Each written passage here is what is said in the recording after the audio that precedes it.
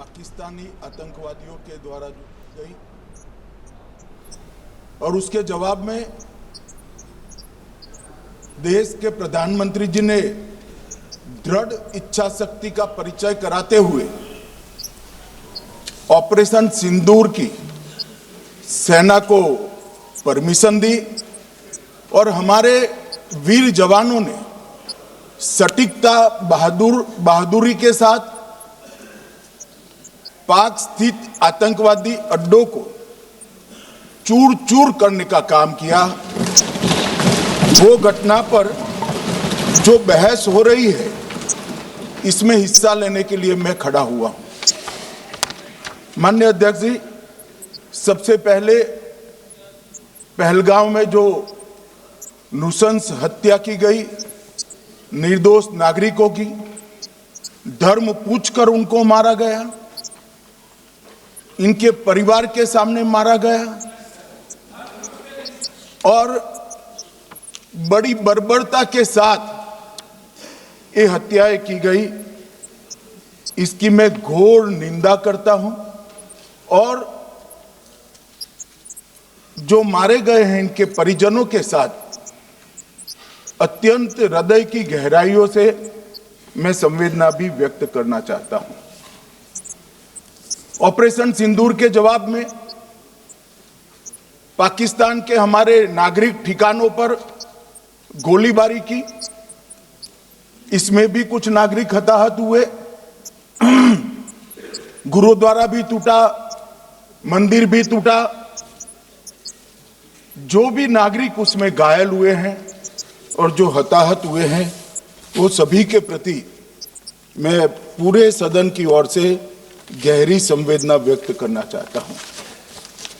माननीय अध्यक्ष जी, कल से यहां पर पक्ष और विपक्ष दोनों की चर्चा चल रही है और स्वाभाविक है जब इस तरह की नृशंस घटना घटे देश में तब इस पर मुक्त चर्चा भी होनी चाहिए, चिंतन भी होना चाहिए, आगे न हो इसकी व्यवस्था की भी चिंता होनी चाहिए।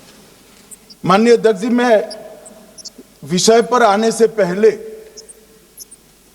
आपके माध्यम से सदन को और सदन के माध्यम से पूरे देश को ऑपरेशन महादेव जो कल एक हुआ है इसकी जानकारी देना चाहता हूं।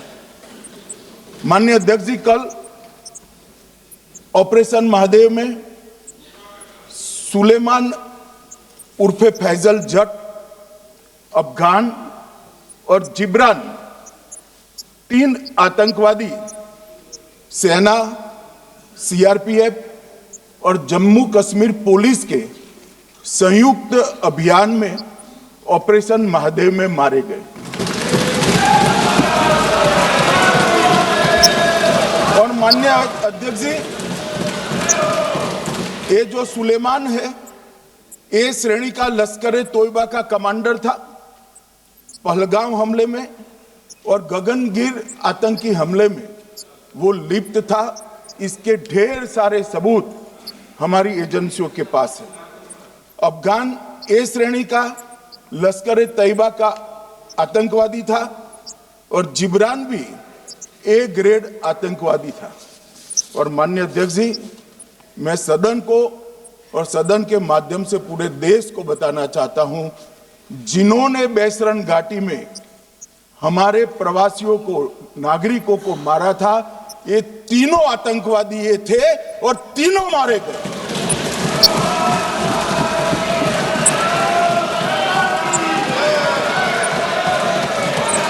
और मान्यवर, मैं आज इस सदन के माध्यम से सेना के पैरा 4, सीआरपीएफ के सारे जवान जो अभियान में शामिल थे और जम्मू कश्मीर पुलिस के जो जवान थे, वो सभी को सदन और पूरे देश की ओर से बहुत बहुत साधुवाद देना चाहता हूं। माननीय अध्यक्ष जी, मैं इस ऑपरेशन महादेव के बारे में थोड़ा डिटेल में बताना चाहूंगा।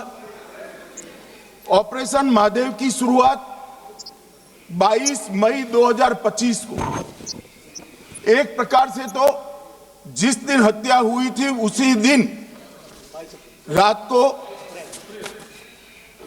22 मई 2025 को हुई। जिस दिन हत्या हुई थी उसी दिन रात को एक सुरक्षा मीटिंग की गई थी जम्मू कश्मीर में।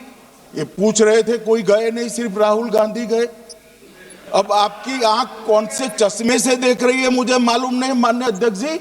1 बजे हमला हुआ, मैं 5:30 बजे श्रीनगर में उतर चुका था।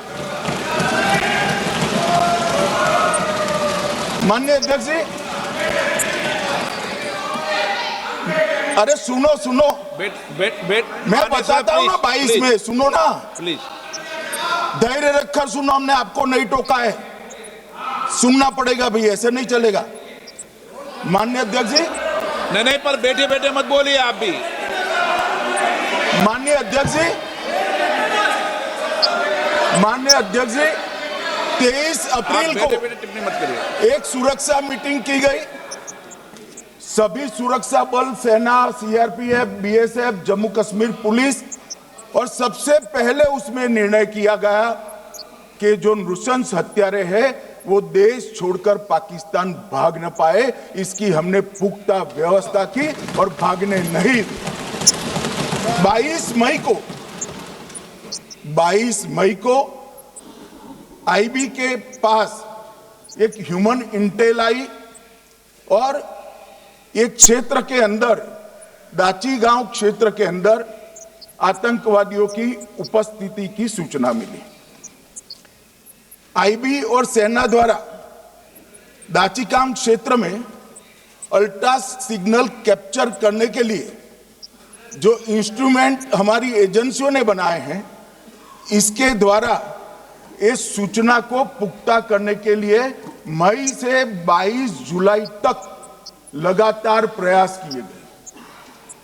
ठंड में ऊंचाइयों पर हमारे सेना के अधिकारी पैदल इनके सिग्नल प्राप्त करने के लिए घूमते रहे, आईबी के अफसर भी घूमते रहे, सीआरपीएफ भी घूमती रही, और मान्यवर 22 जुलाई को हमें सफलता मिली।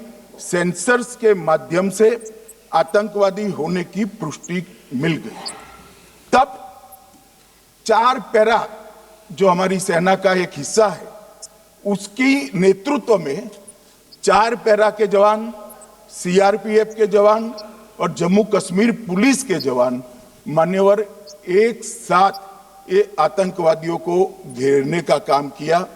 सेना, सीआरपीएफ, जम्मू कश्मीर पुलिस की मीटिंग भी की गई। जो 5 ह्यूमन एसेट्स थे उनको भी वहां भेजा गया, और कुल मिलाकर कल जो ऑपरेशन हुआ, इसमें हमारे निर्दोष नागरिकों को मारने वाले तीनों आतंकी मौत के घाट उतार दिए। मान्यवर, तीनों के नाम मैंने बताए हैं, सुलेमान उर्फे फैजल जट, अफगान और जिब्रान। मान्यवर, वो तो एक आशंका थी कि यही लोगों ने घटना की है, मगर मैं बाद में एनआईए की जांच पर आता हूं, एनआईए ने पहले से ही इनको, जिन्होंने आसरा लिया था, वो लोगों को गिरफ्तार कर रखा था। उनको खाना पहुंचाने वाले लोगों को अपने कब्जे में रखा था। तो जब आतंकवादियों के शव श्रीनगर आए, इनसे पहचान कराई गई। 4 लोगों ने पहचान लिया, यही 3 लोग थे जिन्होंने पहलगांव में आतंकी घटना को, मगर हमने इस पर भी भरोसा नहीं किया मान्यवर, कोई जल्दबाजी नहीं की। हमने जो आतंकी घटना स्थान से कारतूस मिले थे, वो कारतूस का एफएसएल रिपोर्ट पहले से करा कर रखा था, और चंडीगढ़ सेंट्रल एफएसएल के अंदर बैलिस्टिक रिपोर्ट के आधार पर उनका रिपोर्ट तैयार था। जब ये कल आतंकवादी मारे गए, इनकी 3 राइफलें पकड़ी गई। एक M9 अमेरिकन राइफल थी और 2 AK-47 राइफल थी। जो कारतूस मिले थे वो भी M9 और AK-47 के भी थे, मगर हमने इससे भी संतोष नहीं माना। ये राइफलों को एक विशिष्ट विमान के द्वारा कल रात को 12 बजे चंडीगढ़ पहुंचा गया और पूरी रात फायरिंग कर कर इसके भी खाली खोखे जनरेट किए गए। 2 खोखों का मिलान किया गया, राइफल की नाली और निकले हुए खोखों का भी मिलान हो गया। तब ये तय हो गया कि इन्हीं 3 राइफलों से हमारे निर्दोष नागरिक मारे गए। और मान्यवर,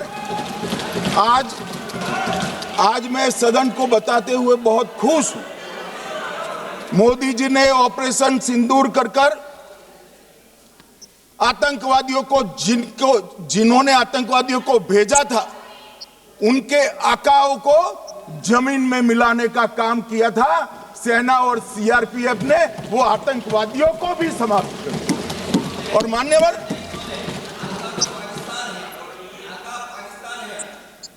कौन पाकिस्तान से आपकी बात होती है क्या? अरे बैठ जाओ भाई।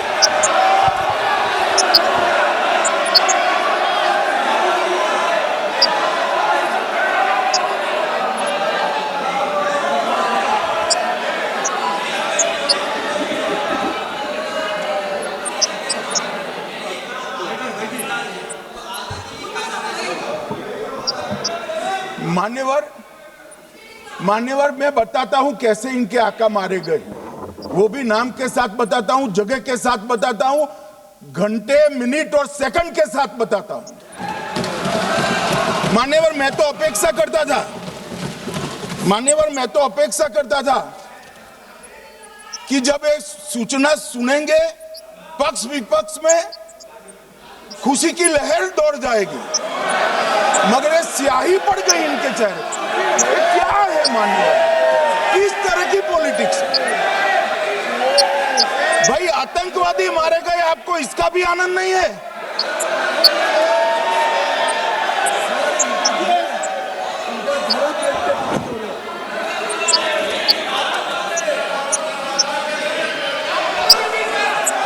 अखिलेश जी बैठ जाइए, मेरा पूरा जवाब सुनिए, आपका सब जवाब आ जाएगा। भाई आप आतंकवादियों का धर्म देखकर दुखी मत होइए।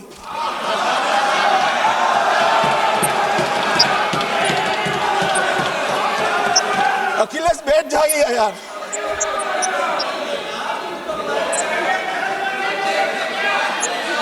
अखिलेश जी बैठ जाइए। मान्यवर, किसी को संशय रखने की जरूरत नहीं है। बैलिस्टिक रिपोर्ट मेरे पास है, मेरे हाथ में है और 6 वैज्ञानिकों ने इसको क्रॉस चेक किया है। सुबह 4:46 पर फोन पर मुझे 6 ने वीडियो फोन पर कहा है कि 100% वही गोलियां हैं जो वहां चलाई। मान्यवर,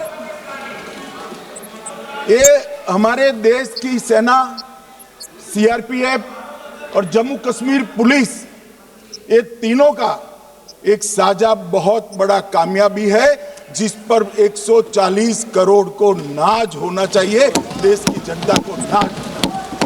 मान्यवर, मैं तो गया था वहां पर जब ये घटना हुई। दूसरे दिन इनके परिजनों को मिला था। 6 दिन की शादी वाली बच्ची विधवा होकर मेरे सामने खड़ी थी। आज तक मैं वो दृश्य नहीं भूल सकता। मगर आज सारे परिजनों को मैं कहना चाहता हूं कि मोदी जी ने ऑपरेशन सिंदूर से भेजने वालों को भी मारा और हमारे सुरक्षा बलों ने जिनको भेजा था उनको भी मारा और एक ऐसा सबक सिखाया है कि आने वाले कई दिनों तक कोई ऐसी हिम्मत नहीं कर पाएगा। मान्यवर, मैं थोड़ा NIA की जांच के बारे में भी बताना चाहूंगा। मान्यवर, जिस दिन लश्कर-ए-तोयबा ने और इसके आउटफिट TRF ने इसकी जिम्मेदारी ली, उसी दिन हमने तय कर लिया था कि ये जांच NIA को सौंप दी जाएगी, क्योंकि NIA आतंकवाद के केसों की जांच के लिए वैज्ञानिक तरीके से जांच करने के लिए और सजा कराने के लिए महारत हासिल की हुई विश्व मान्य एजेंसी है, जिसका सजा कराने का दर 96% से ज्यादा है। मान्यवर, हमने तुरंत ही इसकी जांच एनआईए को दे दी। हमने पूरी व्यवस्था की, सेना, बीएसएफ, सीआरपीएफ और जम्मू कश्मीर पुलिस ने कि ये लोग देश छोड़कर भाग न जाए। और मान्यवर, इसकी जांच की शुरुआत हुई। एक थकाने वाली बहुत लंबी जांच हुई है। जांच के दौरान मृतक के परिजन जो साथ में थे, उनको सभी को चर्चा किए गया। पर्यटकों, खच्चर वालों, पोनी वालों, फोटोग्राफर, कर्मचारियों, विभिन्न दुकान में काम करने वाले लोगों, कुल मिलाकर 1055 लोगों की लंबी 3000 घंटे से ज्यादा पूछताछ इंफॉर्मेशन के लिए की गई और इस सबको वीडियो पर रिकॉर्ड कर दिया गया। और बाद में इसके आधार पर स्केच बनाया गया और ढूंढते 22/6/25 को एक बशीर की पहचान की गई और परवेज की पहचान की गई, जिन्होंने आतंकवादी घटना के अगले दिन आतंकवादियों को शरण दी थी। उनको अपने ढोक में रखा था। वो दोनों को गिरफ्तार कर लिया गया। अब वो हमारी कस्टडी में है। दोनों गिरफ्तार अपराधियों ने खुलासा किया कि 21/4/25 की रात को 8 बजे 3 आतंकवादी बेसरन से लगभग 2 किलोमीटर दूर स्थित परवेज ढोक में आए थे। आतंकवादियों के पास AK-47 और M9 कार्बाइन थी। जो 2 आतंकवादियों ने काली पोशाक पहनी थी और एक ने छद्म वेश किया था। खाना खाया, चाय पी और ढोक से निकलते वक्त कुछ खाना, नमक, मिर्च और मसाले लेकर वो चले गए। मान्यवर, उस वक्त हमने जिन खोखों को रिकवर किया था, इसको हमने चंडीगढ़ FSL में टेस्टिंग के लिए भेज दिया। और जब चंडीगढ़ FSL में टेस्टिंग के लिए भेजा गया तो वही राइफल से एप्को आतंकी हमला हुआ था, वो भी निश्चित हुआ। तो आज इसके साथ साथ दूसरे एप्को आतंकी हत्या को अंजाम देने वाले आतंकियों का भी इसके साथ ही समाप्ति हुई है, उनको मार दिया गया है। मान्यवर, और इसके बाद में स्केच बनाया गया।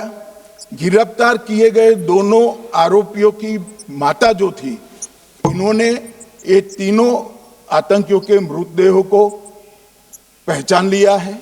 दोनों आतंकवादी घटना में साथ लेने वाले उनके साथियों ने भी पहचान लिया है और अब उसकी FSL की पुष्टि भी आज सुबह 4 बजे हो गई थी। अब मैं जांच का पूरा ब्यौरा बताना चाहता हूं। मान्यवर, ये हमले में 3 पाकिस्तानी आतंकवादी थे। हमले में 2 AK-47 और 1 M9 कार्बाइन का प्रयोग किया गया था और अब जो पकड़े गए हैं, इसके सुलेमान के कारण एप्को का मामला भी आज रिजॉल्व हो रहा है और आतंकवादियों को पनाह देने वाले 2 स्थानीय लोगों को भी इस केस में पकड़ लिया गया है।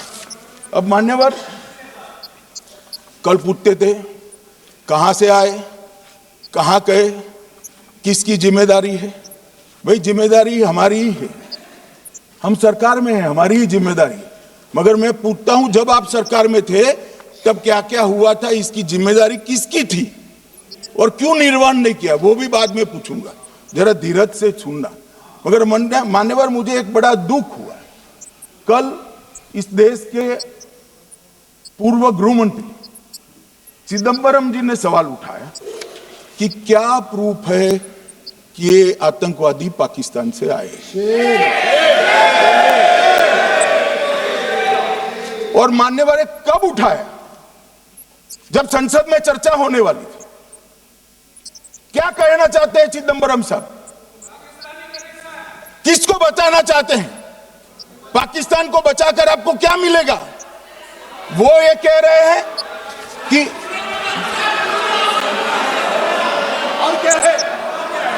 मत जवाब दो, मत।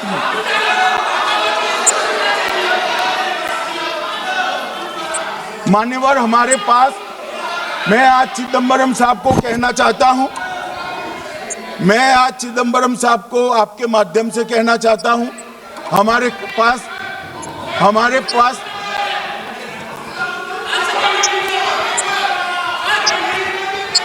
मान्यवर, हमारे पास प्रूफ है, वो भी मैं सदन के सामने रखना चाहता हूं कि तीनों पाकिस्तानी थे। 3 में से 2 के पाकिस्तान के वोटर नंबर भी आज हमारे पास उपलब्ध है। मान्यवर, ये राइफलें हैं, ये राइफलें भी हमारे पास उपलब्ध है। इनके पास से जो चॉकलेटें मिली हैं, वो चॉकलेटें ढोक में से मिली, वो भी पाकिस्तान की बनाई हुई चॉकलेट है। मान्यवर, ये कहते हैं कि पाकिस्तानी नहीं थे, इसका मतलब पूरी दुनिया के सामने इस देश का एक पूर्व गृह मंत्री पाकिस्तान को क्लीन चिट दे रहा है।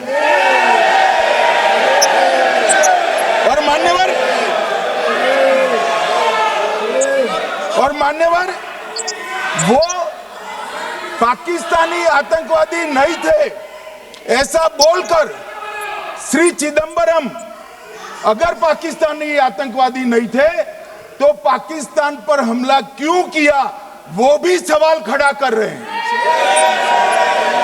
मान्यवर, आज पूरी दुनिया ने हमारे संसद सदस्य गए थे, स्वीकारा था कि हमला पाकिस्तान ने किया है।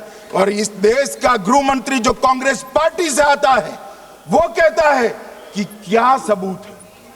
अरे मुझसे मांगते, मैं दे देता, टीवी से मांगते हैं, पूरी दुनिया के सामने उजागर करते हैं, शक सुबह खड़ा करते हैं।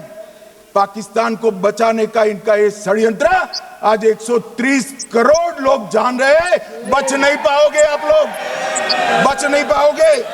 मान्यवर,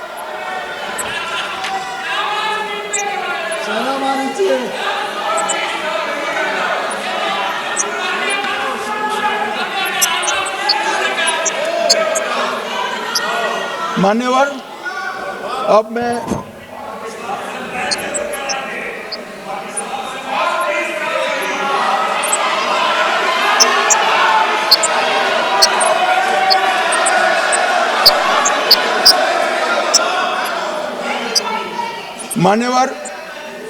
अब मैं पहलगांव आतंकी हमला और ऑपरेशन सिंदूर,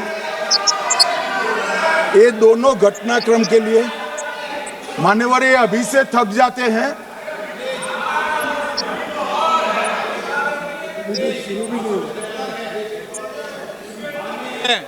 प्लीज बैठिए।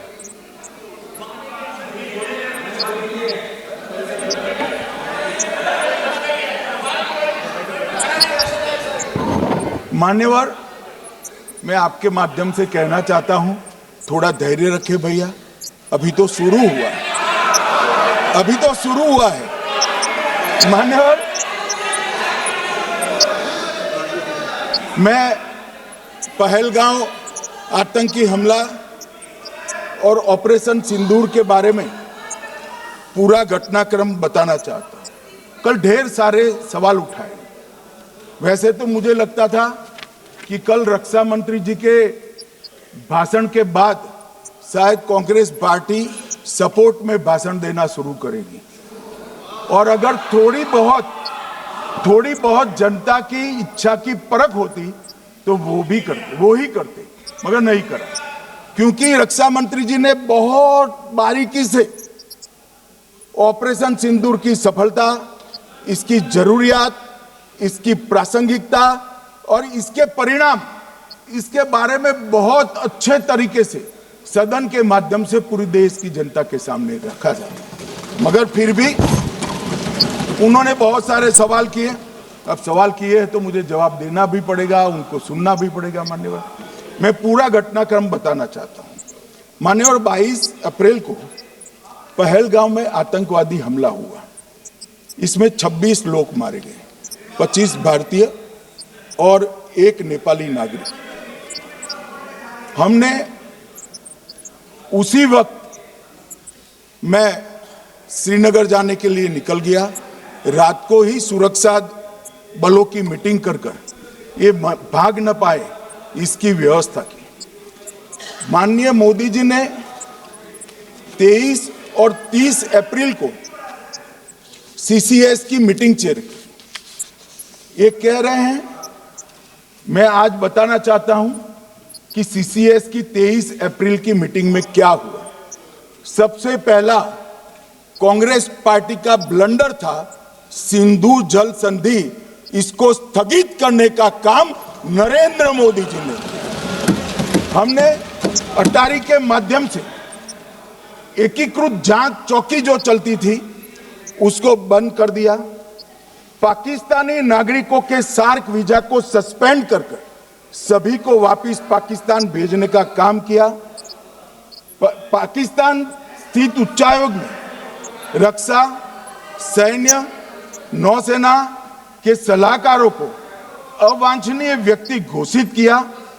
संख्या को 55 से घटाकर 30 किया और सीसीएस ने ये संकल्प लिया कि जहां पर भी ये आतंकवादी छुपे हैं उनको और उनकी ट्रेनिंग करने वाले अड्डों को सेना, पुलिस, सीआरपीएफ, बीएसएफ उचित जवाब देगी। मान्यवर, जिस तारीख को ये हुआ उसी दिन ये निर्णय हो चुका। मान्यवर, इसके बाद में कल गोगाई जी कहते थे मोदी जी 24 को पहलगाम जाने की जगह बिहार गए।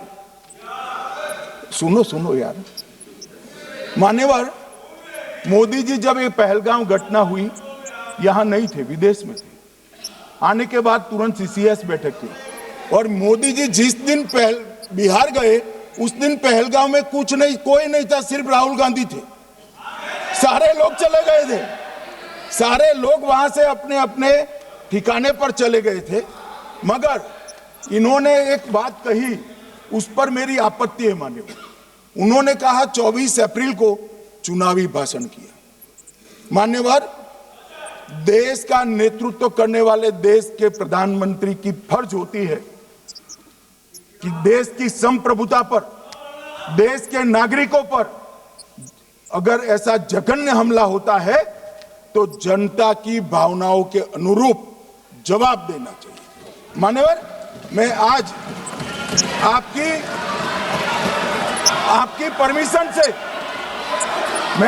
परमिशन से मोदी जी के बिहार भाषण के कुछ अंश पढ़ना चाहता हूं। कोट अनकोट है। 22 अप्रैल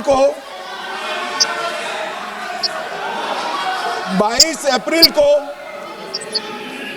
पहलगाम का यह हमला केवल निहत्थे पर्यटकों पर नहीं बल्कि पूरे भारत की आत्मा पर एक दुस्साहसपूर्ण प्रहार है। आतंकवाद के प्रति दृढ़ और कड़ा रुख, आतंकियों और इसके हमले की साजिश रखने वालों की कल्पना से भी बढ़कर उनको सजा दी जाए। मान्यवर, महत्वपूर्ण है आतंकियों और इसकी साजिश रचने वाले दोनों को। आतंकियों की बची खुची जमीन भी मिट्टी में मिलाने का समय आ गया है। 140 करोड़ भारतीय इस बात के लिए एकजुट है कि आतंक के आकाओं की कमर तोड़ दी जाएगी। भारत हरेक आतंकवादी और उनके समर्थकों की पहचान करेगा, उनका पता लगाएगा और उन्हें दंडित करेगा। आतंकवाद कभी भी भारत की आत्मा नहीं तोड़ पाएगा। न्याय सुनिश्चित करने का मैं हर संभव प्रयास करूंगा। अनकोट। अब इसमें किसी को चुनावी भाषण दिखाई पड़ता है तो उसकी समझ शक्ति पर बहुत सारे सवालिया निशान लग जाते हैं। ये चुनावी भाषण नहीं है, आतंकवाद के खिलाफ लड़ने का 140 करोड़ भारतीयों का प्रतिघोष है जो मोदी जी ने वहां दिया। इनको चुनावी भाषण दिखाई पड़ता है। जैसे चश्मे होते हैं ऐसी ही दृष्टि होती है। मान्यवर, इसके बाद 30 अप्रैल को मान्यवर 30 अप्रैल को सीसीएस की बैठक हुई, पहले 23 को हुई थी। उसमें सशस्त्र बलों को पूर्ण ऑपरेशन की फ्रीडम दे दी गई। प्रधानमंत्री मोदी जी ने सीसीएस की उपस्थिति में रक्षा मंत्री, एनएसए और सेनाओं के प्रमुख के साथ बैठकर पूर्ण ऑपरेशनल फ्रीडम देने का काम किया और इसके बाद ये ऑपरेशन सिंदूर हुआ। मान्यवर, ऑपरेशन सिंदूर 7 मई को रात को 1:04 से 4 मिनट से 1:24 तक चला। उसमें पाकिस्तान के 9 आतंकी ठिकानों को ध्वस्त कर दिया और पूरी दुनिया ने इसके दृश्य देखे। साहब, इससे बड़ा संयमित हमला नहीं हो सकता। आजकल दुनिया में युद्ध चल रहे हैं, हम देख रहे हैं, बच्चे मर रहे हैं, महिलाएं मर रही, निर्दोष मर रहे। हमने 9 आतंकी अड्डों को समाप्त किया, परंतु एक भी सिविलियन नहीं मारा गया, केवल और केवल आतंकी मारे गए।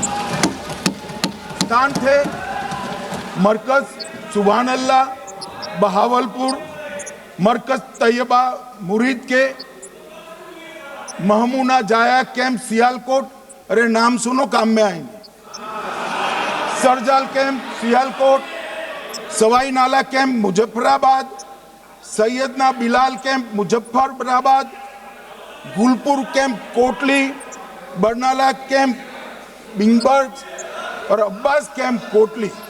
मान्यवर, सर्जिकल स्ट्राइक और एयर स्ट्राइक में हमने पाक ऑक्यूपाई कश्मीर में ही हमला किया, एक प्रकार से भारत के हिस्से पर ही हमला किया। पाक ऑक्यूपाई कश्मीर हमारा ही, तो हमने तो हमारे हिस्से में हमला किया, मगर इस बार 100 किलोमीटर अंदर घुसकर पाकिस्तान की भूमि पर आतंकवादियों को तबाह करने का काम। और मान्यवर,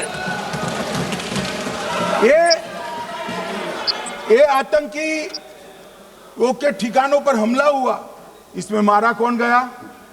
हाफिज मोहम्मद जमील जैसे मोहम्मद के प्रमुख मौलाना मसूद अजहर के बहनोई, मुदस्सर खादियान मरकज तैयबा मुरीद का प्रमुख, याकूब मलिक जेएम पदाधिकारी, मोहम्मद हमसा जमील जेएम ऑपरेटिव, मोहम्मद यूसुफ अजहर गंभीर रूप से घायल था, फिर मारा गया।